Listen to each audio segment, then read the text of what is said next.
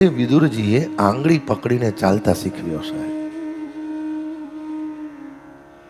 ભાઈ ભાગવતજીની કથા કહે છે, સમય સારો ન હોય બધું બધાને આપજો, તમારા મનની વાત ભગવાન સિવાય કોઈને કહેશો નહીં. હા,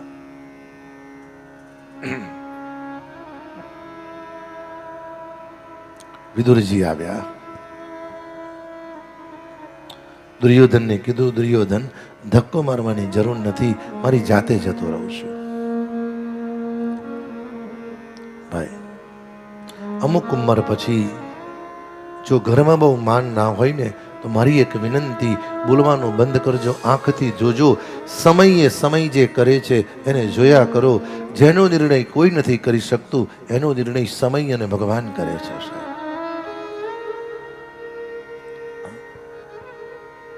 કારણ જાણતા હોવા છતાં બોલો નહીં, જે બોલવાથી તમારે કાયમ માટે ઘર છોડવાનો વારો આવે છે. આ તો સમાજ છે.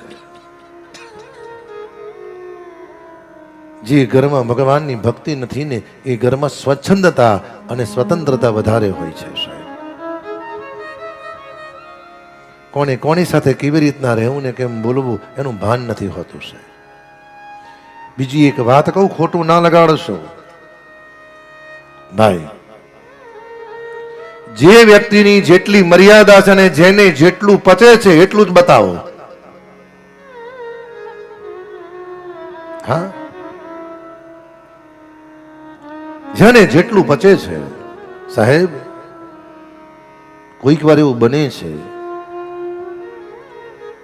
અમુક વ્યક્તિને જેની લાયકાત નથી, જેને જીવનમાં કંઈ જોયું નથી એવી વ્યક્તિને કોઈક વાર સુખી કરવા ઘરમાં લઈ આવીએ ને, કયું છે ભાઈ 500ની નોટ જોઈ ના હોય અને સીધી 2000ની નોટ જોવે ને તકલીફ ચાલુ થઈ જાય છે. હા, વ્યક્તિની જેટલી મર્યાદા છે એ જેટલું પચાવી શકે ને એને એટલું જ બતાવો સાહેબ.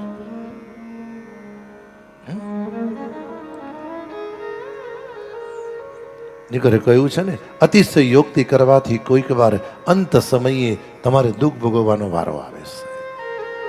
બધું હોવા છતાં અન્યના રોટલા પર પડી રહેવું પડે છે. બધું હોવા છતાં કોઈ તમને પૂછવા તૈયાર નથી હોતું. હું ઘણી વાર કહું, બધું બધાને આપજો, ખોટું લાગે તો માફ કરજો, બધું બધાને આપજો, પણ ઘરમાં ને ચેક પર સહી તમારી રાખજો સાહેબ.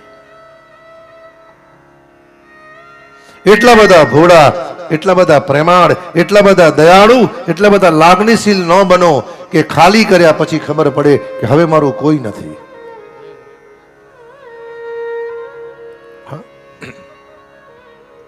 વિદુરજીએ કહ્યું, હું જાતે જતો રહું છું. અને સુખદેવજી બોલ્યા, સુનિર્ગત